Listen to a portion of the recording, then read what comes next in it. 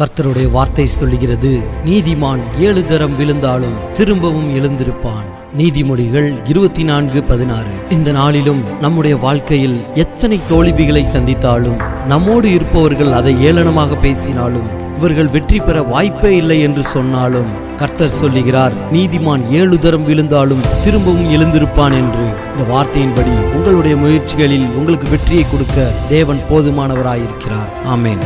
கழுகு போல எழும்புவே, சீரகை அடித்து எழும்புவே. கழுகு போல எழும்புவே, சீரகை அடித்து எழும்புவே. எழும்புவே, எழும்புவே.